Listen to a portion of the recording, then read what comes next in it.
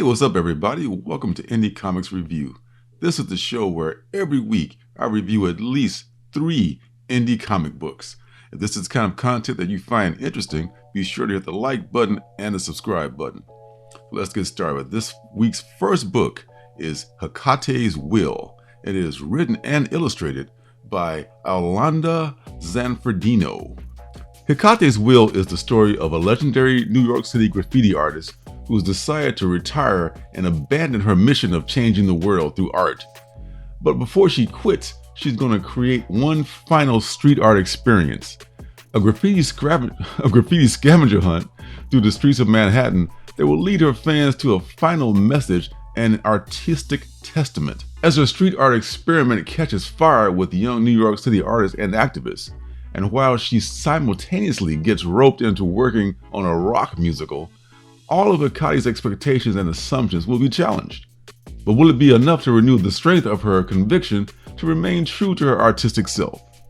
Hecate's Will is a story for anyone who knows you can't escape being who you are and that making art means proudly showing your scars to the world.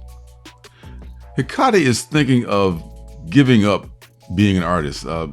She's become disillusioned with being an artist. She's having that self-doubt that all of us have, especially artists, where you think that, am I making a difference? What am I doing? And she's having kind of this early midlife crisis at the tender age of 30. She's thinking of moving back to the Midwest with her father, who lives in Iowa. Her best friend, Mateo, he's the one that ropes her into doing the musical. And part of the problem with it, I should say, is that he doesn't reveal that her ex, who she has a contentious relationship with, is also involved in the musical. The book has a look that reflects her mood. It's a drab and monotone palette, but it's done with a certain flair. The art itself is great. It's just that she's chosen this look to just illustrate the mood of the hero. Even though I don't necessarily relate to the generational differences between myself and between the main character, I still get the gist of where they're coming from.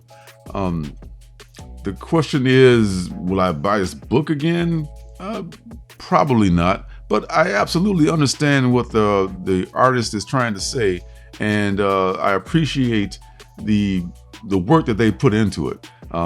This is a book that a lot of people will enjoy. It's just personally for me, probably not something I would put on my pull list. The next book is Bolero. This is on the Image label, and it is written by Wyatt Kennedy and illustrated by Luana Vecchio. A new series from 2 bright-eyed and bushy-tailed little scamps. A woman running away from a broken heart discovers a mother key into parallel universes. The rules are, number 1, the key can work on any door. Number 2, the mother will only let you visit 53 universes. Number 3, do not ask to speak to the mother. And number 4, never hop more than 53 times. Now, that's a pretty scant synopsis that they give you there, and it's a good thing.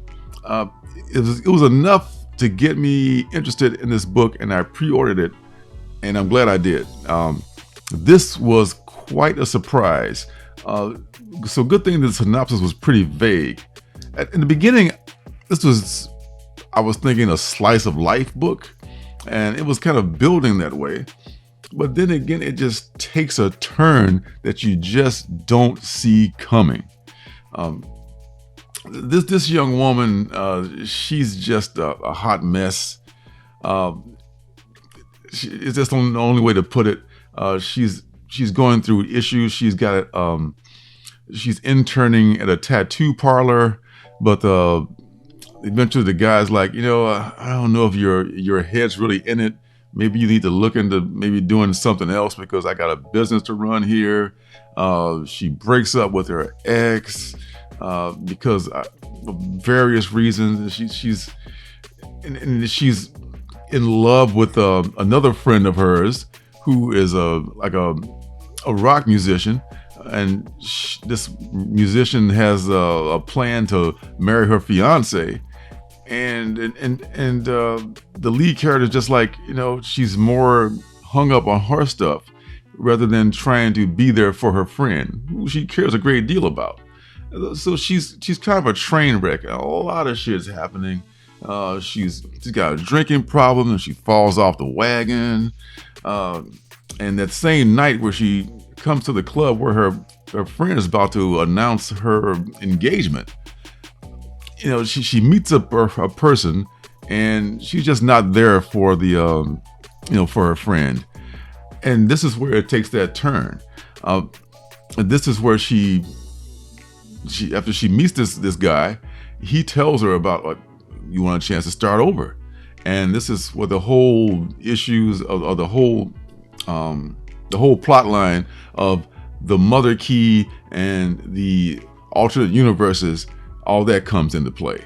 There's some really good stories in the back matter too. Wyatt Kennedy writes some stuff about how he met some people in the industry that inspired him to write a certain way. And then there's also some other stuff as far as sketches and things like that show the character development. This is really a really surprising book, and I just can't tell you how much of a pleasant surprise this was. Am I going to absolutely sub to this and put it on my pull list? For sure. Yeah, this is something that I think it could be something really interesting, because it kind of caught me off guard, and I want to see if it's going to keep surprising me. So definitely 2 thumbs up for Bolero. Last book is Crimson Cage #1, and it is on AWA Upshot. It's written by John Lees and illustrated by Alex Cormack. Double toil and trouble, or toil and rubble, as it were.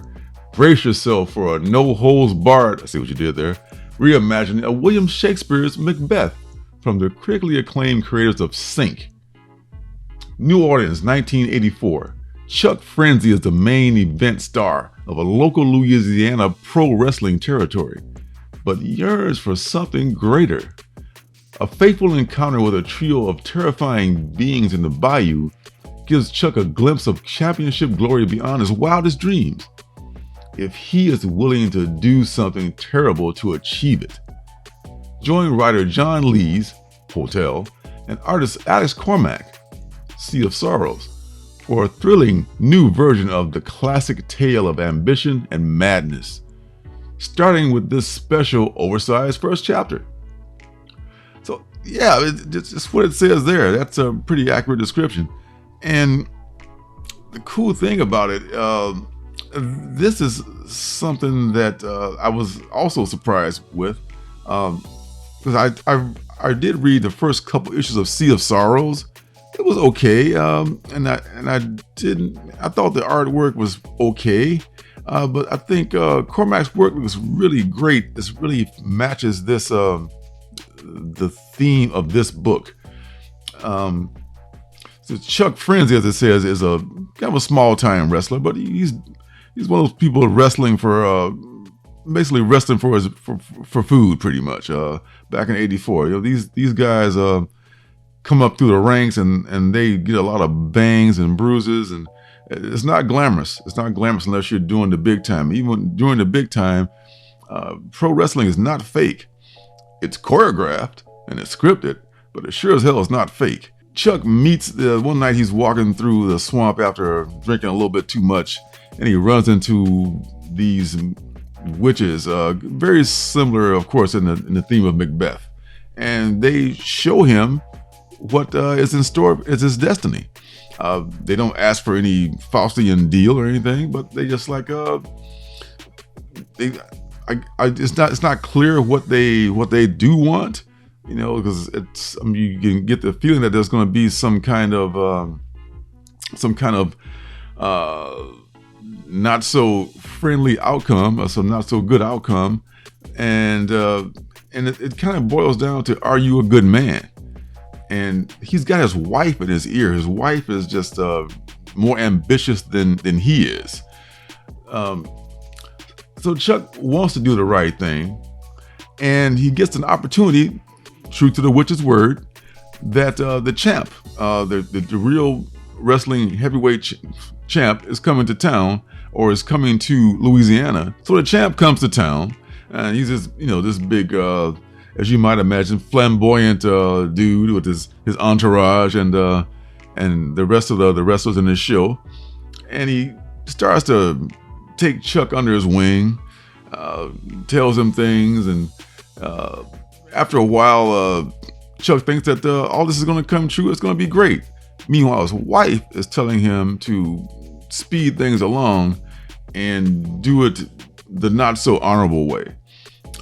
Things happen. The big time wrestler kind of double crosses him without giving away too much what happens. But Chuck has to make a decision, and what decision Chuck makes is going to be an interesting part of this book. I had heard about this book. Somehow I missed it. I guess I just kind of blew it off as another wrestling thing. I was into wrestling probably back when The Rock was big, but I'm not a big wrestling fan. But this is a very authentic book. It's well written, and it blends this two genres of just pro wrestling fanboy stuff, and with the classic theme of the Shakespearean play. AWA pretty much scores again. These companies like AWA are just knocking out of the park with so many books. This is a book that I will be picking up, number 2. In fact, number 2 I think is already out. I just ordered my number 1 from mycomicshop.com, but I think number 2 is probably in LCS's right now. So next time I'm in the shop, I'll probably just pick up number 2 and take it from there, because this, I feel like, is going to be a winner. This thing is going to be going places. So that's it for this Indie Comics review. I won't make any promises, but I am working toward getting the Artist Alley segment back into the show. Just been I know everybody's got stuff going on, but I really had a really crazy week. Last couple of weeks have been like, without going too much into it, a lot of stuff has been happening around outside of comics that I haven't been able to read a lot. But as soon as I can get the chance to read more, some people have sent me a lot of stuff. I appreciate that. I'm going to review the books in the order that they were received, and I will put the Artist Alley back into the show hopefully by next week. But it's going to be coming up very soon. So thanks for stopping by. Be sure to hit that like button, hit the subscribe button, and turn notifications on so you know when I'm making another video. So until next time, see you guys in the funny papers. Hey, don't forget to subscribe and leave a thumbs up.